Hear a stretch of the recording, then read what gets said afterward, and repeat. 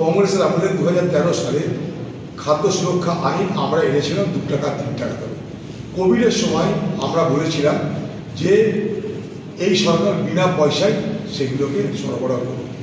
এখনো পর্যন্ত মোদী ভোট পর্যন্ত সেটাকে টানবে, কারণ এতেই প্রমাণ করে দিয়েছে মোদী নিজে যে একদিকে তিনি বলছেন দেশের মানুষের আর্থিক শ্রীবৃদ্ধি হচ্ছে, ঘরে ঘরে টাকা কামানোর, ঘরে ঘরে টাকা রোজগার বেড়ে গেছে, সারা দেশে খালি আনন্দ আর খুশি, সারা দেশে গরিবী নেই। উল্টো দিকে গরিবী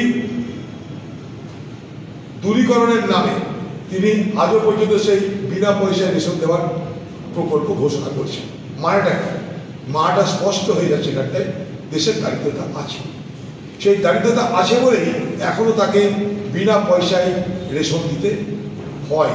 2 নম্বর, এই বিনা পয়সা রেশন দেওয়ার মাধ্যমে তিনি ভোটও করতে চাইছেন, অথচ সস্তায় রেশন দেওয়ার আইন কংগ্রেস আমলে তৈরি হয়েছিল 2013 সালে।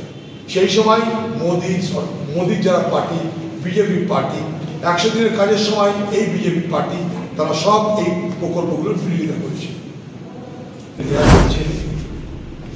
যে 25 জন বিরোধী দলের নেতার বিরুদ্ধে ইডি, সিবিআই, ইনকাম ট্যাক্সকে ব্যবহার করা হয়েছে। আর সেই 25 জন যখন বিজেপিতে যোগদান করেছে, তাদের সমস্ত অভিযোগ তাদের বিরুদ্ধে যা ছিল সেগুলোকে প্রত্যাহার করে নেওয়া হয়েছে। দুর্নীতি বিরোধী মোদীর লড়াই এটা একটা নতুন, এটা আর কিছু না, এটা একটা নাটক, মানুষকে ধোঁকা দেওয়ার একটা নতুন ছল। তার কারণ একটাই, ইলেকট্রাল বন্ড তা প্রমাণ করে দিয়েছে। ইলেকট্রাল বন্ডে যারা দুর্নীতিগ্রস্ত, যারা লুট করেছে তাদের চাঁদা আমরা দেখতে পেয়েছি। যারা দেশের দুর্নীতিগ্রস্ত ব্যক্তি তাদের চাঁদা ইলেকট্রাল বন্ডের মাধ্যমে মোদীর কোষাগারে কী করে পৌঁছায় সে প্রশ্ন দেশের মানুষ করবে। এছাড়াও যেটা মোদী এবং বিজেপি পার্টি গোপন রেখেছে সেটা পিএম কেয়ার্স ফান্ড, যে পিএম কেয়ার্স ফান্ডের তথ্য বাইরে প্রকাশ করা হয় না, সে পিএম কেয়ার্স ফান্ডেও হাজার হাজার কোটি টাকা দুর্নীতির টাকা, লুটের টাকা সেখানটায় প্রবেশ করেছে। পুলিশ প্রশাসন তারা জানে যে যখন ইলেকশন চলে তখন সুবিধা অ্যাপের মাধ্যমে প্রত্যেকটা আন্দোলন বলুন, পলিটিক্যাল অ্যাক্টিভিটি বলুন, তার পারমিশন নিতে হয়। কিন্তু এখানকার তৃণমূলের নেতারা তার পারমিশন গ্রাহ্য করে না, কারণ তারা জানে এখানকার পুলিশ তাদের দাস, তাই তারা মনে করলে চলে। এটা তো এখন তো নির্বাচন কমিশনের আওতায়, আমরা স্বাভাবিকভাবেই সেই নির্বাচন কমিশনের আওতায় যেখানে সেখানে যা কিছু করা যায় না, এখানকার পুলিশ তাদের মদত করেছে, তাই তো এখানকার পুলিশের মাধ্যমে ভোট আমরা করাবো না। এই কথা তো বলছি যে এখানকার পুলিশের নেতৃত্বে কোনো ভোট হবে না। আবার বহরমপুরের মানুষকে বলছি নিশ্চিন্তে নির্বিঘ্নে নির্ভয়ে ভোট দেবে, তার ব্যবস্থা করবই করব। কোনো মস্তানি ভোটের দিন চলবে না। ভোটের দিন আপনারা নিশ্চিন্তে পাড়ায় পাড়ায় সদস্য করতে হবে, যাতে নির্বাচনে অংশগ্রহণ করতে পারেন, তার সুনির্দিষ্ট সুবন্দোবস্ত করব, আমি কথা দিচ্ছি। পাশাপাশি আরেকটা কথা বলতে চাই, পুলিশের মদত নিয়ে এখানে যে 2-4টা স্লোগান দেওয়ার মধ্যে দিয়ে কি বান্ধবী আছে তৃণমূলের সঙ্গে আমার লড়াই রাজনৈতিক আদর্শগত, বঞ্চনার বিরুদ্ধে, মানুষকে ঠকানোর বিরুদ্ধে, চৌর্যবৃত্তির বিরুদ্ধে, এ সরকারের যে তানাশাই স্বৈরাচার, এই সরকারের মানসিকতার বিরুদ্ধে এই লড়াই চলছে, চলবে। কে এলো কে গেল, কথায় বলে না যে হাতি চালে বাজার তো কুত্তা ভুকে হাজার, কেউ আসতেই পারে। আমি এখানকার পুলিশের সঙ্গে কথা বলি, লোকাল না, আমি পুলিশকে বলেছি। তাছাড়া আমাদের যারা দলের নেতা তারা সব জায়গায় মোতায়েন হয়ে গেছিল। শক্তিপুর বলুন, বেলডাঙ্গা বলুন, আপনি যান বেলডাঙ্গায় খোঁজ নিয়ে দেখুন, সেখানকার মানুষ, বেলডাঙ্গার মানুষ আমাদের দলের নেতা সাহারুদ্দিন, শফি তাদের খুব সুনাম করছে। এটা প্রশাসনের একটা ব্যর্থতা তো বটে। দ্বিতীয় কথা, এটা আমি আগেও বলেছি, আজও বলছি, ছলে বলে কৌশলে দিদি এবং মোদী দুজনা চাইবে বাংলার নির্বাচনে সমীকরণটা বদলে যাক। মানুষের চাওয়া পাওয়া নয়, আমাদের চুরি বাটপাড়ি দুর্নীতির বিরুদ্ধে নয়, মানুষ যেন সাম্প্রদায়িক বিভাজনের উপর ভরসা করে নির্বাচনে অংশগ্রহণ করে, এই লক্ষ্য দিদির, এই লক্ষ্য মোদীর। এ সম্পর্কে সতর্ক হওয়ার কথা আমি অনেক আগে বলেছি, আগে বলছি। এই জেলায় আমরা কিছু হতে দেব না। এই জেলায় আমরা সব সম্প্রদায়ের মানুষ একসঙ্গে বসবাস করে বড় হয়েছি, সেটাই চলবে। বকরিদ গেছে, ঈদ গেছে, পয়লা বৈশাখ গেছে, সবাই আমরা আনন্দ করছি, যে যেখানে যার ক্ষমতা অনুযায়ী। সেই বাতাবরণে ভোটের আগে এই সুসম্পর্কটাকে বিনষ্ট করার চেষ্টা কিন্তু হবে, সেটাই হয়েছে। সঙ্গে সঙ্গে আমাদের দলের নেতা কর্মী যেখানে যে ছিল সবাই ঝাঁপিয়ে পড়ে মানুষের কাছে পৌঁছেছে।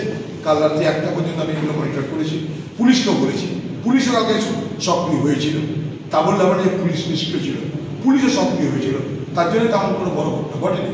আমি অকারণে খাওয়া পুলিশের উপর দোষ দিতে রাজি নয়। কালকে পুলিশ নিশ্চয়ই সক্রিয় ছিল, দেরি করুক আগে করুক সেটা আমার জানা নাই, আমি দেখেছি পুলিশ কালকে সক্রিয় ছিল। আমরা যদি ক্ষমতা আছে আমরা আরো বেশি করব।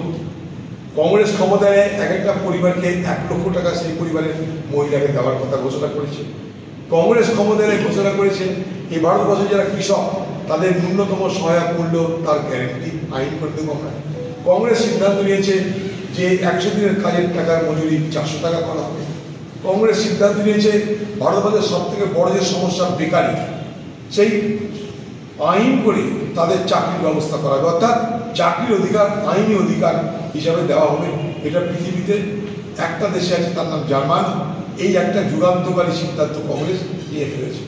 ওদের মোদী এগুলোকে মোকাবেলা করার জন্য, এগুলোকে মানুষকে আবার বিভ্রান্ত করার জন্য নানা রকমের বাহানা বার করবে, কারণ ভোট।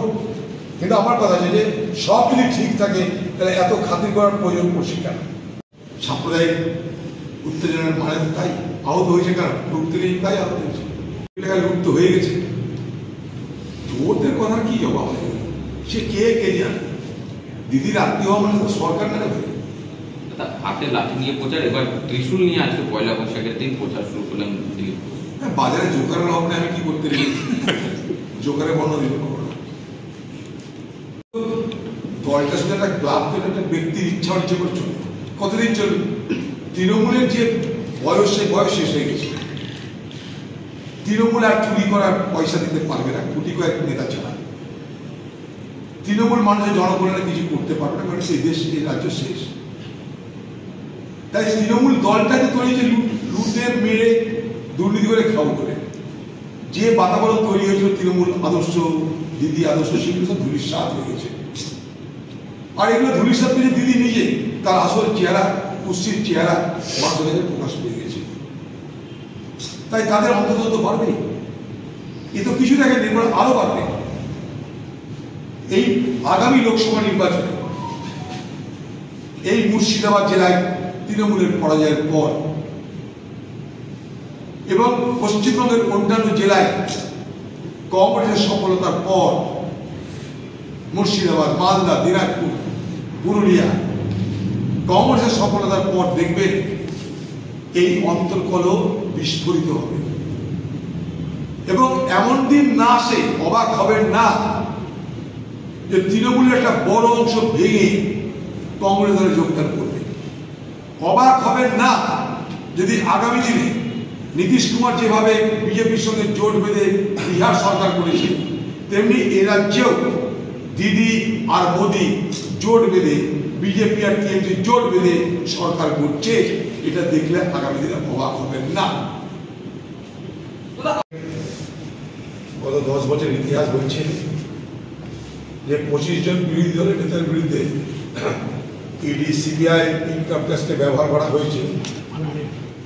আর সেই 25 জন যখন বিজেপিতে যোগদান করেছে, তাদের সমস্ত অভিযোগ তাদের বিরুদ্ধে যা ছিল সেগুলোকে প্রত্যাহার করে নেওয়া হয়েছে।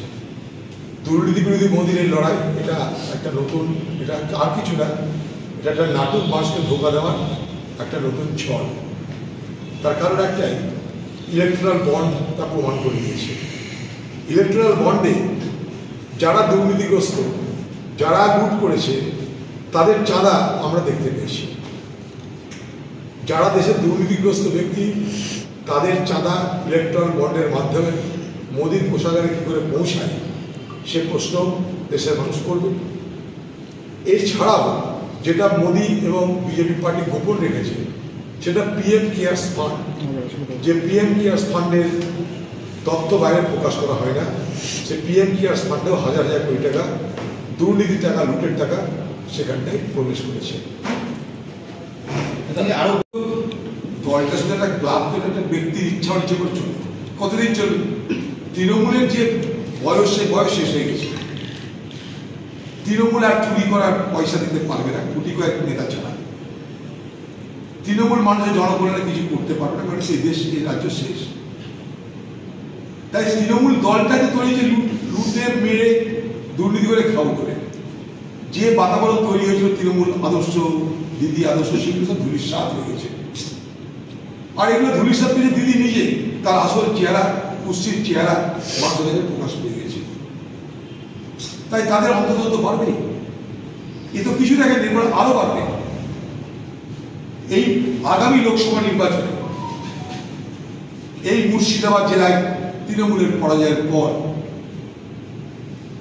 এবং পশ্চিমবঙ্গের অন্যান্য জেলায় কংগ্রেসের সফলতার পর মুর্শিদাবাদ, মালদা, দিনাজপুর, পুরুলিয়া কংগ্রেসের সফলতার পর দেখবেন এই অন্তর্কল বিস্ফোরিত হবে এবং এমন দিন না আসে, অবাক হবেন না যে তৃণমূলের একটা বড় অংশ ভেঙে কংগ্রেস দলে যোগদান করবে। অবাক হবেন না যদি আগামী দিনে নীতিশ কুমার যেভাবে বিজেপির সঙ্গে জোট বেঁধে বিহার সরকার করেছে, তেমনি এ রাজ্যেও দিদি আর মোদি জোট বেঁধে বিজেপি আর টিএমসি জোট বেঁধে সরকার করছে। এটা দেখলে আগামী দিনে অবাক হবেন না।